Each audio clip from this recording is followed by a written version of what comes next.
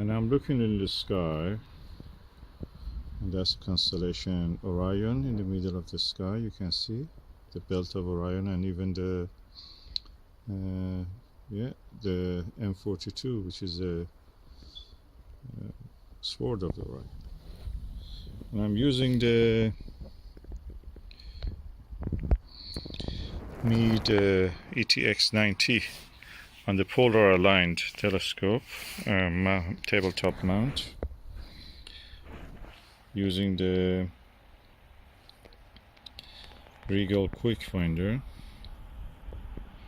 and 20mm Orion Expanse. The image quality is superb, sharp. It's achromatic. This is achromatic.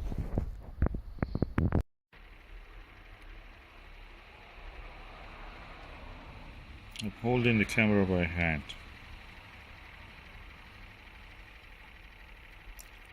And as far as I can see, the clock drive of the telescope is actually keeping the moon in the field of view. Part of the vibrations you see is because of the table, and part of it is my hand. It's a picnic table. And visually, even the image is sharper than this even.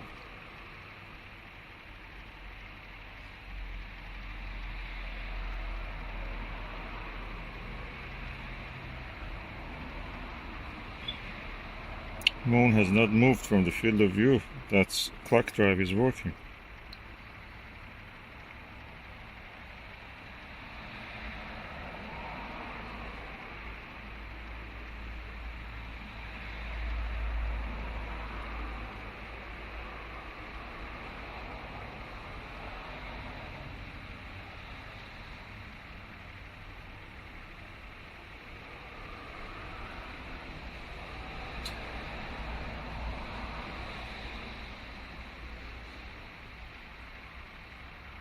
Hallelujah, it's really good. One of our viewers have asked if I see any blackouts when I'm using the Morpheus. This is a 14mm Morpheus, and I don't see any blackout with this. He had the blackout with the 9mm eyepiece. I don't have the 9mm, I have 14 and I have 6.5. I will do test with both of them.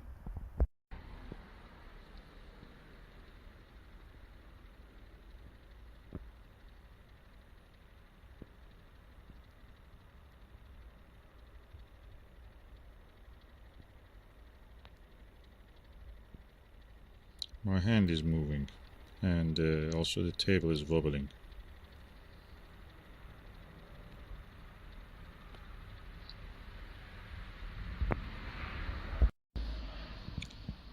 And I'm using 6.5mm Morpheus also, no blackout. Although this magnification with this Maksutov 13.4, I think it is quite high magnification.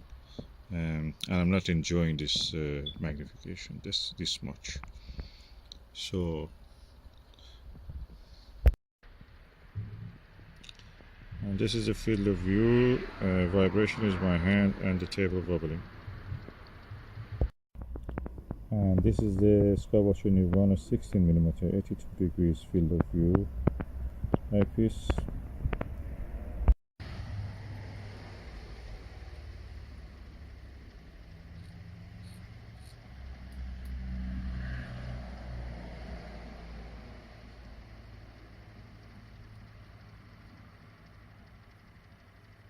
Again, the vibration and shaking is because of the table and my hand.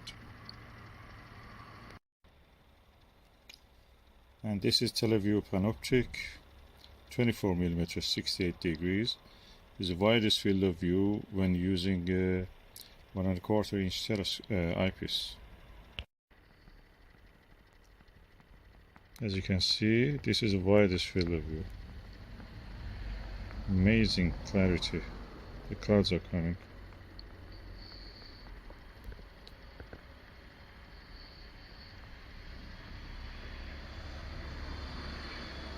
And the clock drive is actually working, keeping the moon in the field of view.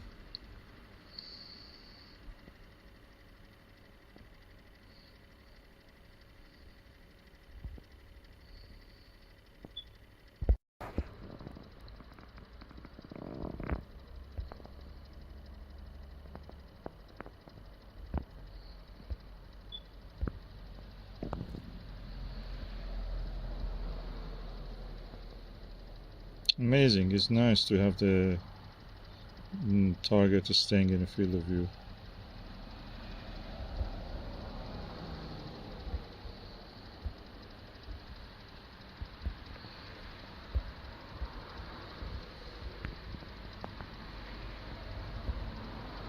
You can see suddenly, clock drive suddenly moves it in a tick. So it brings it back to the field of view. That shows my polar alignment, roughly, is actually adequate.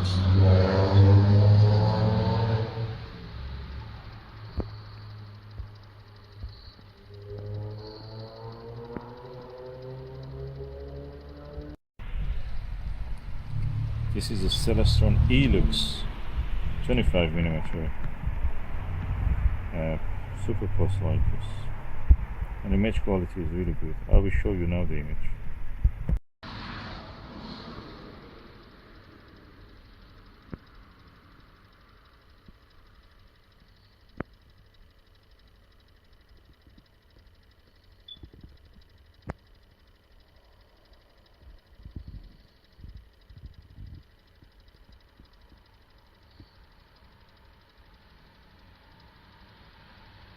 Celestron E Lux 25mm eyepiece. Plössl.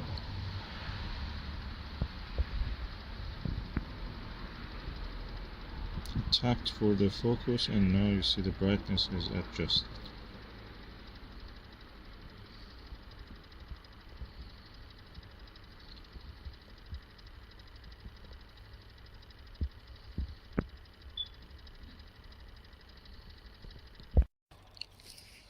And this is the Meade 40mm Plössl.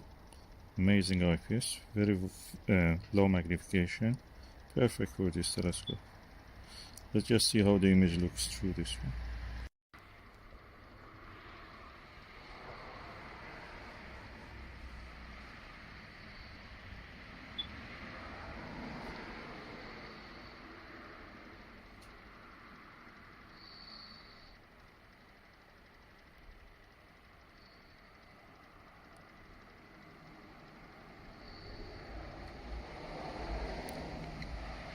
So you hear sometimes a tap tap tap sound. I'm taking photographs. Also the sound of as if plastic is or rubber is being stretched or pressed. That's the rubber guard of this iPhone. Of this telephone mobile camera.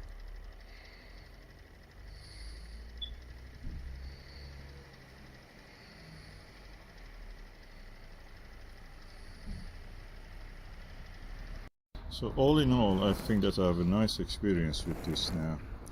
I've tested it with different eyepieces, and the telescope was able to keep the item in the field of view. I'm a little bit disappointed with the Rigel. It's very difficult to actually see the anything, you know, you don't see even the red dot. So I prefer probably a normal finder scope.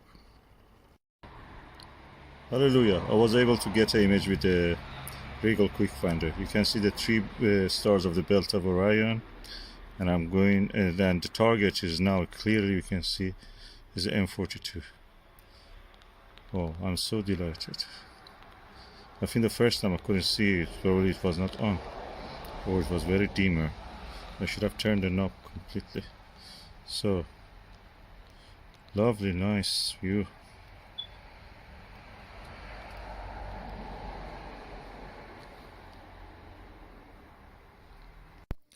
Okay, for these pictures, I had to hold the camera against the eyepiece. I was very tired. I didn't do a really good job on this, but that's the result so far. Hallelujah. I can see the trapezium 4 members of it, or at least 3 members of it, with a 40mm eyepiece. Meade 40mm Plössl. Amazing. Yeah, any eyepiece I put here, now I have the Televue, will give me the sharpest images I've ever seen. Maksutovs are the best telescopes. Value for money. You don't need a Takahashi, this is a Takahashi. Better.